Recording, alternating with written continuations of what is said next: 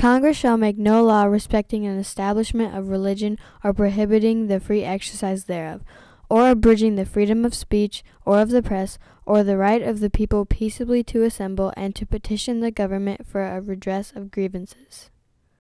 I mean, if you look at the Washington Post today, or yesterday or the day before, we have front page stories on religion almost every day now. Something, I mean, you're just talking about gays in the military. That has been a religious issue. Gay marriage is a religious issue, you know. Abortion, national politics, foreign policy. I contemplate with sovereign reverence that act of the whole American people which declare that their legislators should make no law respecting an establishment of religion or prohibiting the free exercise thereof, thus building a wall of separation between church and state. The thing about public schools that's so absolutely cool is that public schools are open to all children regardless of any learning ability or disability, regardless of race, regardless of religious beliefs.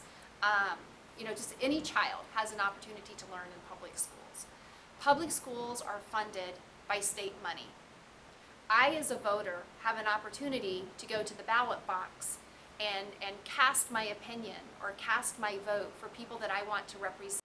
What happens when money then goes from public schools to a private school, whether it's a charter school or a parochial school or what have you, is that then my voice, my vote, doesn't follow the money where it's going. Once the money then goes to that private school or that charter school, that then I no longer have an opinion in how the money is spent. Because my vote goes you know, to vote for my local school board members who then choose how the money is spent in my local district.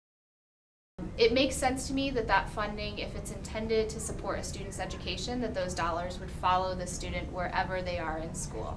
The money is intended to support the child's education. So if it's intended for materials for that child, if that child moves to another location, it seems that they would still need those dollars to support the needs that they have as a student in that new location. And because they're not a student in their previous location, then it seems that that location wouldn't need those dollars anymore because the child's not there.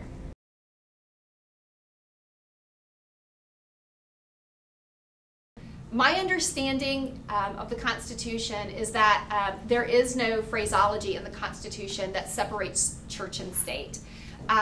There is a clause in the Constitution that says that the government shall not establish a religion for the country, but that doesn't mean that people can't then practice their own religions. I believe there should be a fairly solid line between state and religion. I think that one of the founding principles of our country is the idea of separation of church and state, and that was established by one of our founding fathers, and I think it's important that people have pure religious freedom, and I think if the state is supporting one religion over another, then it limits that freedom that the individuals have.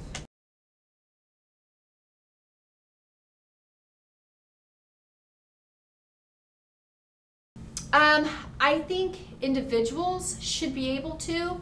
I don't think schools should be able to establish religious practices within schools, you know, forcing students to pray or forcing students to, you know, cross themselves before they eat or something like that. Schools, that's way out of bounds of public school education.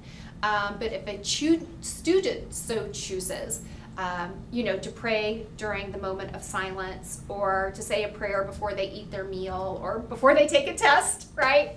Absolutely, that, you know, that's individual choice, individual rights that I think is guaranteed to us through our Bill of Rights, freedom of expression.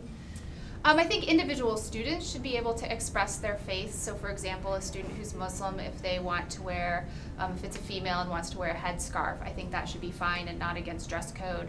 I think if a student feels like prayer is an important part of their life and they need time during the school day to pray individually, that's fine.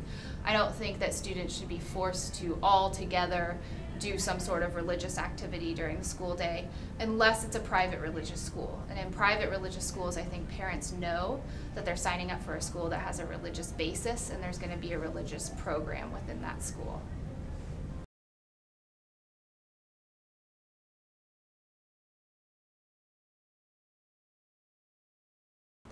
It leaves less money for extracurricular activities.